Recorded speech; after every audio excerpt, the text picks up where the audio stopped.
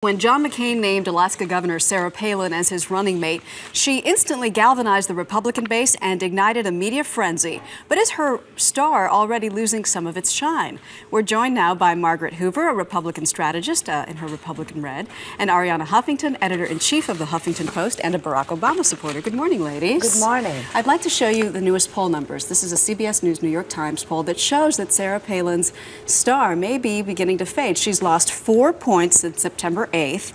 And what's interesting is among women voters, she's lost 11 points since just last week. So Ariana, let me begin with you. Do you think this is because we're talking about the economy, which generally favors the Democrats, or is it a normal decline after the initial convention bounce?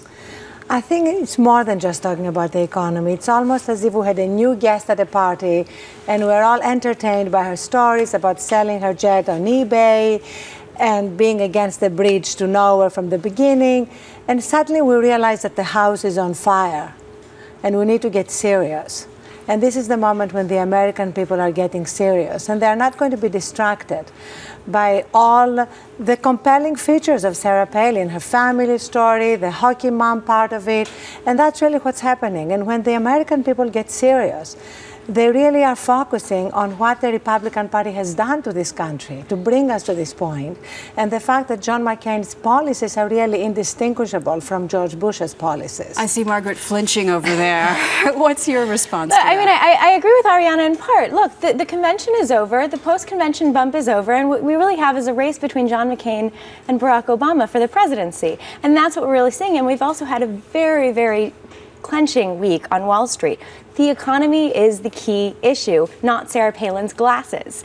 But in addition to that, no one has had the kind of bitter and vitriolic attacks on her the way this woman has in the last 3 weeks. You have had a slew of women who we thought were feminists, who apparently didn't want a woman to be nominated to second highest place in the country, but rather, they wanted women who thought like them. And so there have been very, very bitter attacks against Sarah Palin. Things, I mean, that are absurd, suggesting that her child isn't her own, it's the child of her child. Suggesting that she wants prayer in our schools and doesn't want to teach science.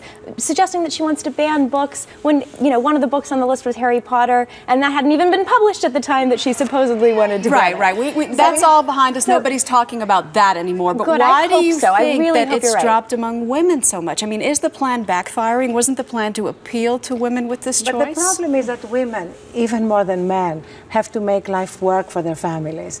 And when millions of Americans are losing their homes, when millions of Americans cannot put food on the table, buy their prescription drugs, and drive to work, these women are not really going to be distracted anymore by a sideshow, a soap opera. It was American Idol. It was the media, too, spending endless time discussing whether talking about putting a lipstick on a pig is sexist, which was really what John McCain claimed. And this is really what is so sad, that John McCain, this national hero, now seems so out of touch and out to lunch, and the American people are realizing it, because this race in the end is about Obama and the future, or John McCain and the disastrous past. So what do they need to do, Margaret, to bring their numbers back up? Look, this is going to be a race about the economy, and we're going to see John McCain give his prescription for the economy and Barack Obama, and it's really whichever candidate is going to have more traction with the American people in dealing with this single issue, the economy. And I don't think it's fair to say that John McCain is this old, tired person of the past. I mean, he's the one who came out yesterday and said that Chris Cox, the head of the SEC,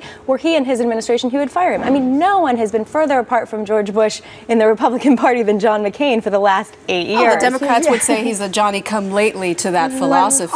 Which just isn't fair, because his record goes to show he's been the one who's been against George Bush the entire time, much to the Bush administration's chagrin. All right, you know what, John McCain unfortunately used to be like that, but now he has surrendered on every major issue. He's made a Faustian bargain to get to the White House. We have to leave it there. Unfortunately, we're out of time, but I'm happy we're talking about the economy, too. Because this is the real issue of this election. Thank you, Margaret, Ariana. Appreciate your time.